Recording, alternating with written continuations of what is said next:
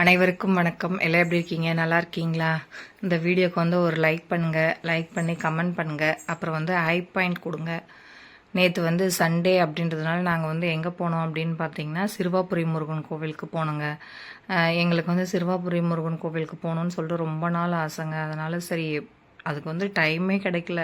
இன்றைக்கி போகலாம் நாளைக்கு போகலாம் அப்படின்னு சொல்லிட்டு தள்ளி தள்ளி போயிட்டே இருந்ததா, அதனால் வந்து போகவே முடியல. சரி நேற்று சண்டே எல்லாருக்கும் லீவு அப்படின்றதுனால நேற்று எல்லோரும் ஃபேமிலியோடு கிளம்பி போயிட்டுங்க. நாங்கள் வந்து எப்படி போனோங்க அப்படின்னு பார்த்தீங்கன்னா பஸ்ஸில் தான் போனோம்.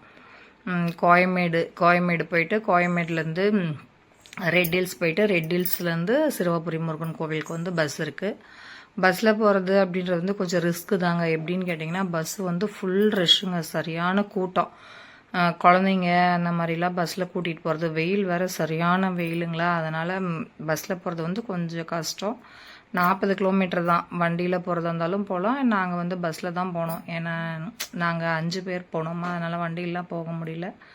பஸ்ஸில் தானே போனோம். போயிட்டு சரியான கூட்டம். கோயிலுக்குள்ளேயும் ஓரளவுக்கு கூட்டம். நேற்று சண்டேன்றதுனால ஓரளவுக்கு கூட்டமாகவே இருந்துச்சு. போயிட்டு நல்லபடியாக சாமியெல்லாம் பார்த்துட்டு வரத்துக்கு 4 மணி ஆயிடுச்சுங்க. நேற்று ஈவினிங் 4 மணிக்கு தான் வந்தோம். அதில் ஒரு சில இடத்துலலாம் வீடியோஸ்லாம் எடுத்தோம். சரி அதை நான் வந்து உங்கள்கிட்ட ஷேர் பண்ணிக்கலாம் அப்படின்னு சொல்லிட்டு தான் இந்த வீடியோ பிடிச்சிருந்தா கண்டிப்பாக ஒரு லைக் பண்ணி கமெண்ட் பண்ணுங்கள். அப்புறம் ஐப்புன்னு சொல்லிட்டு ஒரு பாயிண்ட் இருக்கும், கண்டிப்பாக அதை டச் பண்ணி ஐப் கொடுங்க. அப்போ தான் இந்த வீடியோ வந்து இன்னும் நிறைய பேருக்கு ஷேர் ஆகும். இதில் வந்து ஒரு சில முக்கியமான விஷயங்களும் இருக்குது. அந்த கோவிலில் எங்களுக்கு தெரிஞ்ச விஷயத்த வந்து நான் வந்து இதில் ஷேர் பண்ணியிருக்கேன். அதனால் இதை வந்து ஹைப் பாயிண்ட் கொடுத்தீங்கன்னா நிறைய பேருக்கு வந்து இந்த வீடியோ வந்து போய் சேரும். அதனால் இதுக்கு வந்து ஹைப் கொடுங்க. கண்டிப்பாக மறக்காமல் ஒரு லைக் பண்ணிவிடுங்க. பஸ்ஸில் சரியான கூட்டங்க. வெயில் வேறு சரியான வெயிலாக, பிள்ளைங்களெல்லாம் கூட்டிகிட்டு போகிறது வந்து கொஞ்சம் ரொம்ப கஷ்டம்தான். ஏன்னா வச்சுக்கோங்களேன், பிள்ளைங்களுக்கெல்லாம் வெயிலில் ரொம்ப சோர்ந்து போயிட்டாங்க. ஆமாங்க, எப்படியோ ஒன்று முருகரை பார்க்கணுன்னு சொல்லிட்டு ஒரே ஆர்வமாக நேற்று கிளம்பி போயிட்டு பார்த்துட்டு வந்துட்டுங்க. அங்கே போயிட்டு ஃபஸ்ட்டு வந்து என்ன பண்ணுங்க அப்படின்னு சொன்னாங்கன்னா, போனதையும் வெத்தலை தீபம் வாங்கிட்டோம். 6 வெத்தலை தீபம் வாங்கிட்டு அதுக்கப்புறம் அவங்க கடைக்காரர்கிட்டே கேட்டோம் என்ன செய்யணும் அப்படின்னு சொல்லிட்டு. வீடு கட்டுறதுக்காக நாங்கள் வீடு கட்டி விளக்கேற்றிட்டு வரலாம் அப்படின்னு சொல்லிட்டு கேட்டோம். அவர் வந்து சொன்னார், நீங்கள் விளக்கேற்றுற இடத்துக்கே போங்கம்மா, அங்கே போனீங்கன்னா அங்கேயே சொல்லுவாங்க அப்படின்னு சொல்லிட்டு.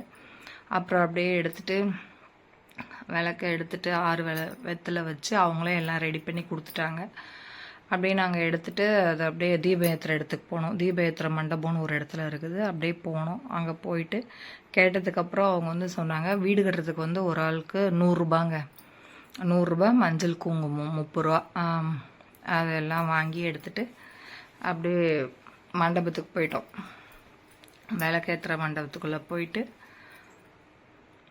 கொஞ்சம் வெயில் தாங்க அதிகமாக இருந்துச்சு. அப்படியே போயிட்டு அங்கே செங்கல்லாம் வந்து அடுக்கி வைக்க சொல்லுவாங்க. 6 செங்கல் தராங்க. 6 செங்கல் தராங்க. அந்த செங்கலுக்கு வந்து மஞ்சள் குங்குமம்லாம் போட்டு மஞ்சள் குங்குமத்தில் அப்படியே பிரித்து கொட்டி அது மேலே வந்து வெத்தலை தீபத்தை வச்சு ஏற்றணுங்க.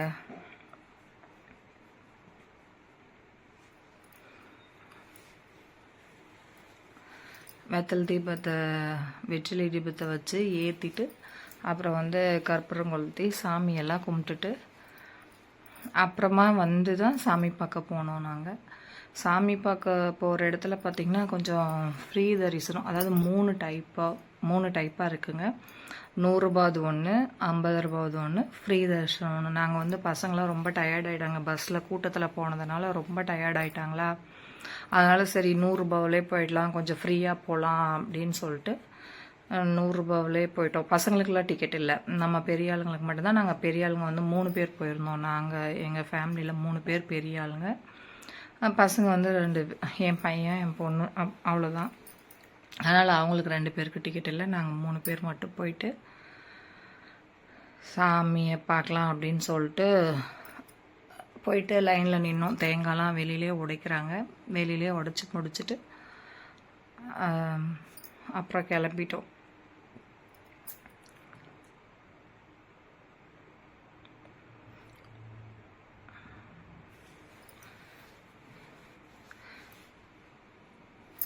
சாமியெல்லாம் கும்பிட்டுட்டதுக்கப்புறம் தான் நாங்கள் வந்து ஃபஸ்ட்டு வந்து போயிட்டு நம்ம விளக்கேற்றி சாமி கும்பிட்டதுக்கு அப்புறம் தான் நம்ம வந்து சாமி பார்க்க போகணுமா. நான் வந்து ஃபஸ்ட்டு டைம் போகிறதுனால எனக்கு என்ன ஏதுன்னு ஒன்றுமே புரியல.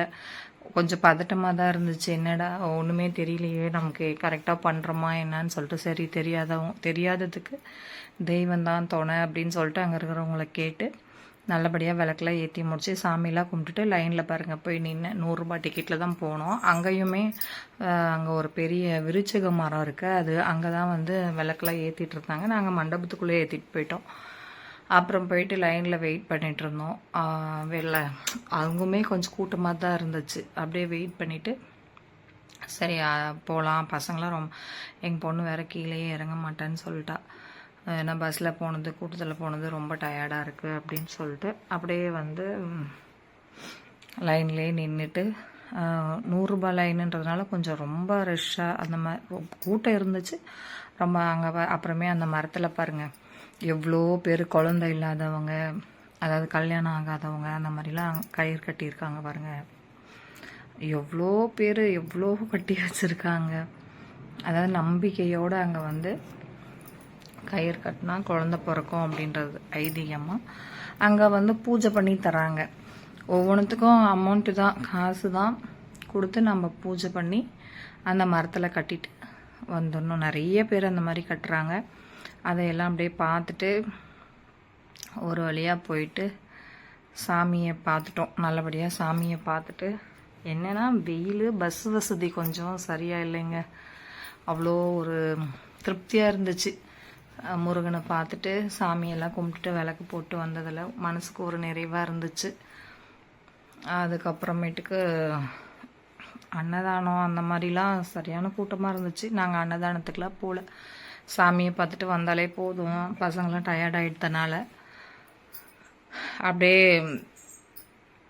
வெயிட் பண்ணி சாமியெல்லாம் இது உள்ளே 100 ரூபா கொடுத்தா கொஞ்சம் பக்கத்தில் போய் பார்க்கலாம், 50 ரூபா கொடுத்தா கொஞ்சம் தள்ளி நின்று பார்க்கலாம். ஃப்ரீ தரிசனம் அப்படின்னா இன்னும் கொஞ்சம் தள்ளி வருதுங்க.